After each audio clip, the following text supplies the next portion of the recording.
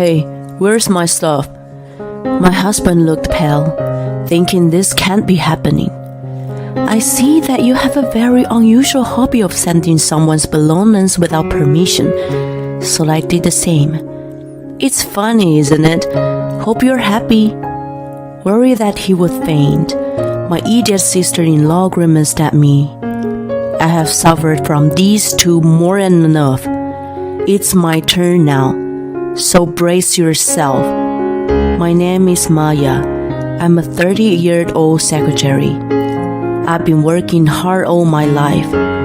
I had a fateful encounter and married my husband Jason a year ago. He has two sisters who are 2 years older and 6 years younger, so he knew how to treat women.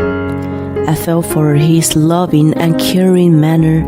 However, there's one person who's been troubling me since the beginning of our marriage. It's his younger sister, Jasmine.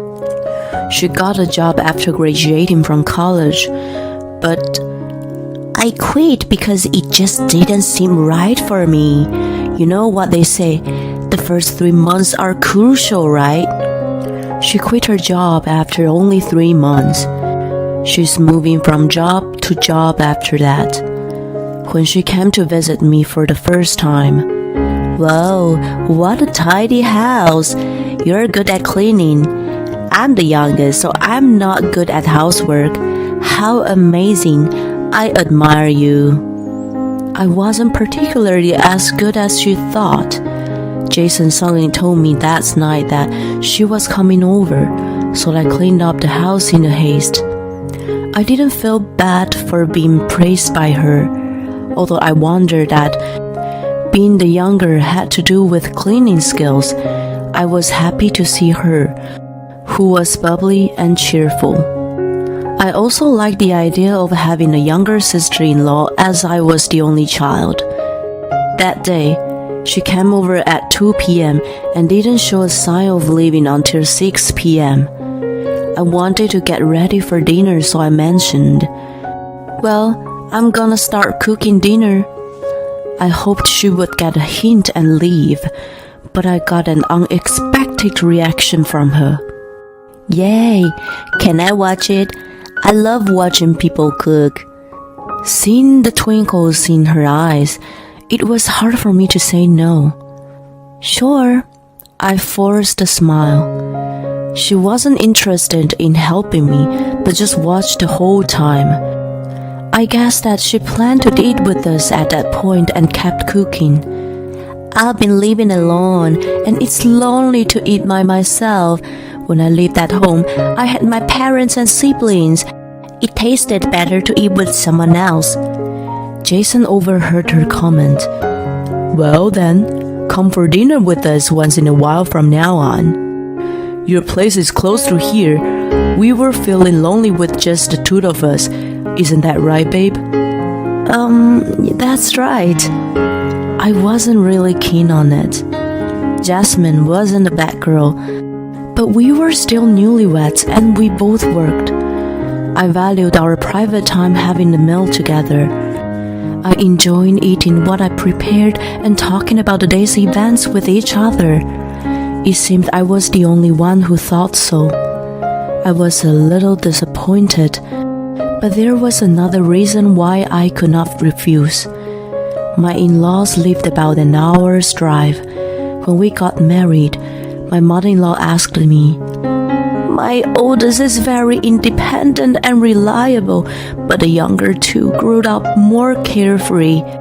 Please take good care of Jason." I was so taken by her concerned tone of voice that I was obliged. I had not realized that my in-laws were pretty strange people at that point. I tried to think that having Jasmine over for dinner once in a while wasn't such a big deal. Contrary to my thought, she started to show her thick skin the next day. When I came home exhausted from working overtime, I was absolutely stunned by what I saw. "Oh, Maya, you're home at last. I'm starving. I can't wait to eat." Jason and Jasmine were lounging on the sofa. There were some leftover snacks on the table, and even some crumbs were littered on the floor. I wasn't OCD, but I was not happy to find that she came over without my permission and made a mess. On top of it, she asked me to hurry up and make her dinner as soon as I got home. I tugged on Jason's arm, who was laughing while watching TV. "Jason, honey, come here for a minute." "What the hell? It's just getting better," my idiot husband complained. "What's going on here? Why is she here again? Why is she making herself at home? Why?" He cut me off from asking one question after another. "Babe, wait, calm down. Why are you so upset? You said it was okay yesterday. She was lonely by herself, so she just came here to eat. Why does she need to come 2 days in a row? You say once in a while.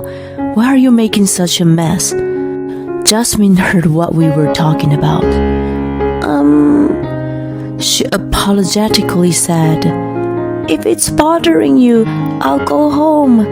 I'm sorry for making such a mess. I should have known better. I'll go home and have dinner alone. I felt sad because I had a lot of fun yesterday.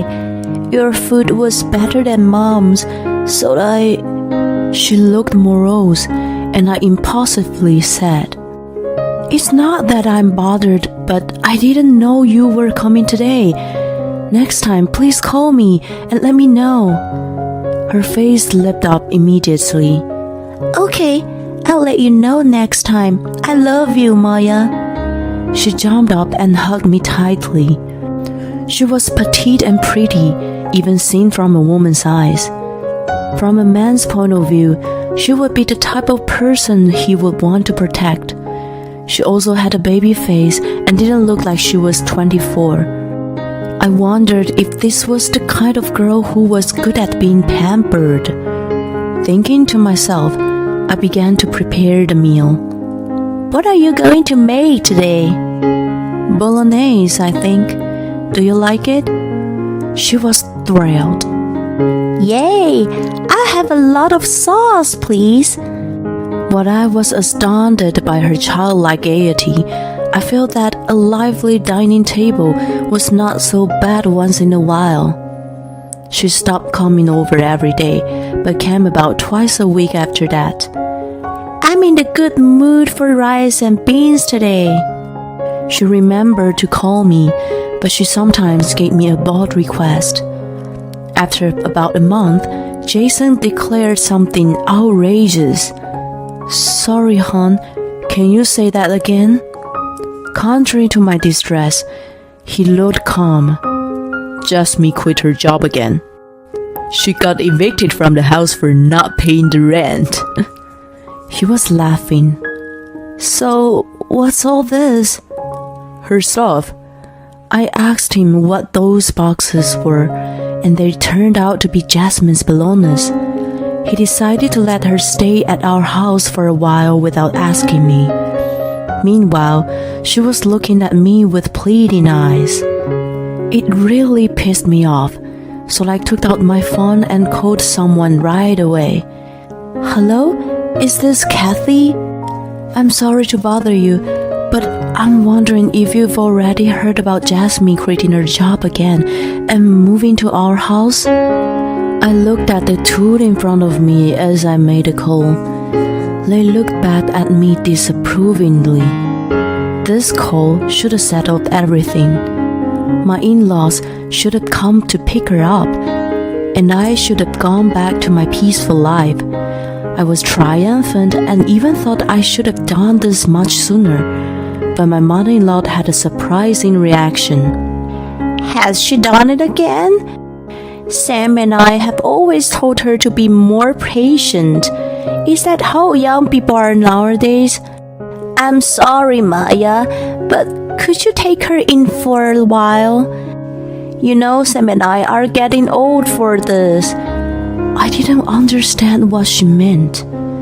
No, I can't do that. Why would I take her in when she has your house to go back to? Please come and pick her up. I might have said it a little too sternly, but I had no regrets.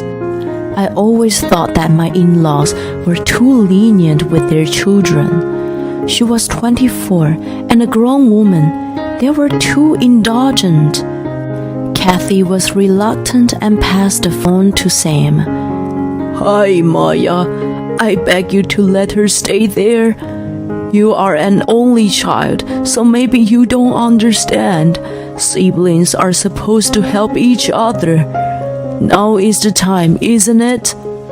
He tried to admonish me in a gentle tone, but what he said didn't make sense. While I struggled to argue, Jason and Jasmine smirked at me. I was even more infuriated, but the last straw was Sam's next remark. Jasmine is quite childish, sweet and adorable, you know.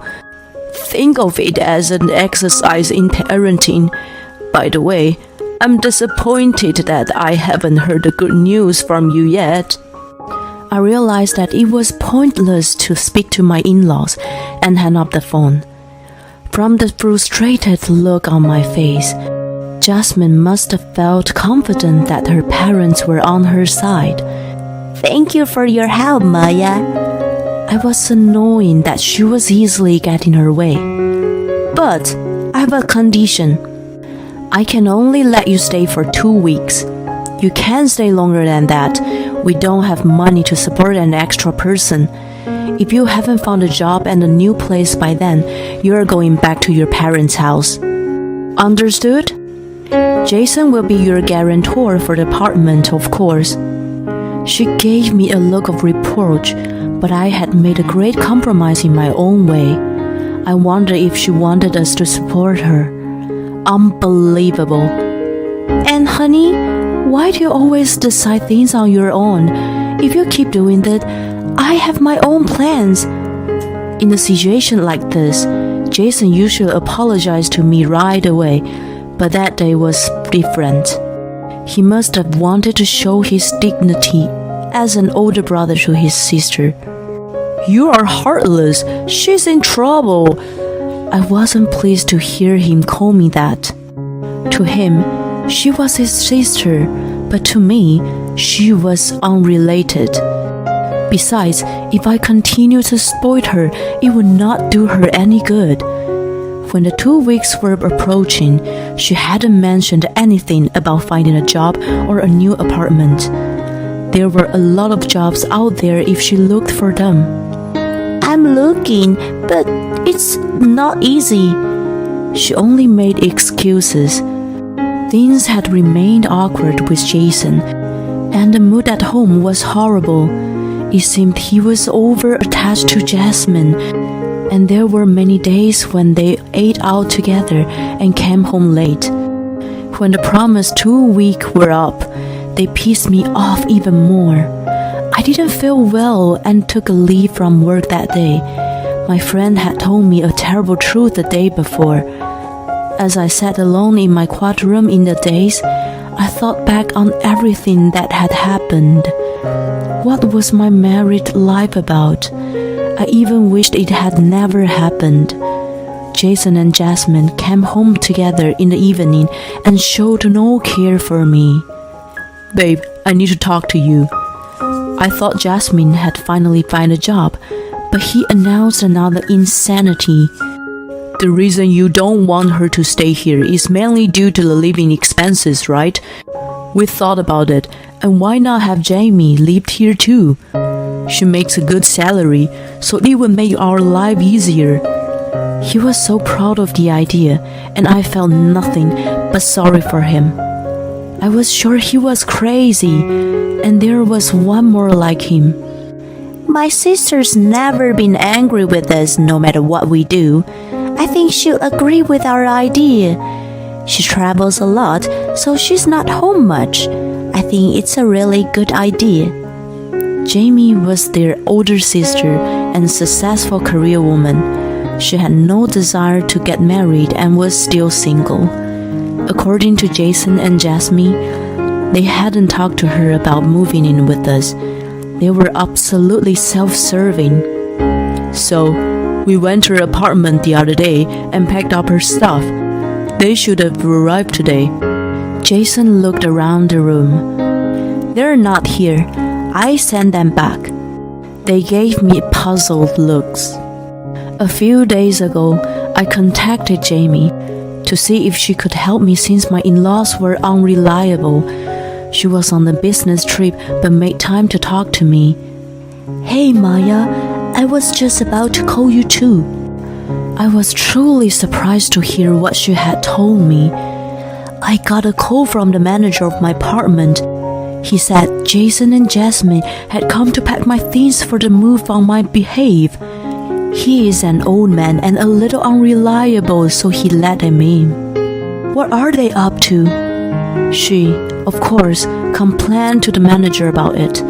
Jason apparently showed him his driver's license and talked him into letting him in. Still, it was absolutely outrageous, and I felt nothing but sympathy for Jamie. Jason and Jasmine act like criminals out of desperation. I explained to her about my situation and what her parents said. I've put up with it because they are my family. But I've reached my limit. I have an idea. The delivery came in the morning at good timing. There were a few boxes, and in addition, it was cash on delivery. She's not home right now, and I don't have cash on me. I'll have her call you later. I declined to receive them and then contacted Jamie immediately. She said she would go to the branch on her way home from the business trip.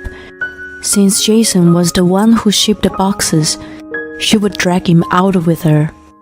Jamie was pretty upset, you know. I thought she didn't get angry with you guys. By the way, I'm moving out of this house. If you want to live with your little sister so badly, go ahead and live together. It's been 2 weeks. Remember what I told you? If things don't change, I have other plans. I'm divorcing a selfish person like you. Then Jasmine spoke up. Jason, let's do as she says. You have me, we both lived here, and I'll get a job. Well, you might have to look after me for a while, though. That would be impossible, Jasmine. I simply stated the truth, and she pouted at me. I received a call from my friend for the first time in a while last night. She said a man in a suit recently appeared at a kid's playground near her office. That man usually sat on the swing alone while everyone else hastily walked by in their morning commute. People at her office were creeped out by him. What surprised her even more was that upon closer inspection, she recognized that the man was Jason. You quit your job, right, Jason? I heard that you've been swinging in the park every day. Are you planning to join the Cirque du Soleil? Yeah, something like that. I didn't feel any affection for him, who laughed off the situation that wasn't even remotely funny. He had resigned from his job the month before finding my back. So, if you can't pay the rent, please get out of here immediately. Oh, and as a final act of kindness from me, your stuff is... I opened the door to our bedroom. Jason seemed to notice something strange. Hey, where's my stuff? His face turned pale. You seem to have a very unusual hobby of packing up other people's stuff without their permission, so I did the same to you. It's funny, isn't it? I hope you're happy. As he fell to his knees, Jasmine rushed to his side with a worried look and glared at me sharply. Were you guys planning to leave off of Jamie and me? You idiots! You told me that you had been working at your company for 2 years. Well, Jamie said you were actually jobless for a long time. I bet the reason you quit was just that you got tired of working. You, brother and sister, are just like each other. I must have hit the nail on the head, and he looked on, avoiding eye contact. At that moment, the doorbell rang. I had asked someone to come over. I invited the person into the apartment. How much trouble do you two have to cause Maya? You guys are beyond redemption. Jamie stood with her arms on her hip, her legs apart, and glared at the two siblings. They were taken aback by her fury that they had never seen before and were frightened by her. Criticism is proof of care, you know. Do you know what? I don't get angry with you guys. I've stopped expecting anything from you morons. But not this time. You troubled Maya. You better brace yourselves. She took them back to their parents' house by force. 1 month later, Jason and I had filed for a divorce, and I was having a coffee with someone. So, Jamie, what happened to those two after that? Waking up at 4 every morning to do physical labor. She laughed and explained more. After moving back to their parents' house, Jason complained to his parents as expected. Take it easy on your brother, Jamie. You're being too harsh. I'm sure he can find a job again. You're his older sister, so you should help him until then. Her mother was still talking nonsense. Jamie shrugged her off and mentioned some magic words. Then she abruptly changed her attitude. Jason, Jasmine, listen to your big sister. Her mother scolded them in a panic. She couldn't stop giggling, so I asked, What? What did you say? I just told her I was going to stop spending money. You know, my parents had been nagging me to give them money ever since I'd started working. They even showed up at my office once. Thanks to them, I've been living in a dingy apartment. I could see that they wouldn't have hesitated to do such a thing. In the end, Jason and Jasmine were sent to a relative who was a farmer in the countryside. Now they get up at 4 a.m. every morning to help with the farming. There is no entertainment or anything around, and they've already tried to escape several times. Of course, they've been caught and brought back each time. When my uncle was told about the trouble they caused, he was very motivated to correct their rotten behavior. Well, I don't think people change that easily. By the way, you're leaving for Hong Kong next week, right?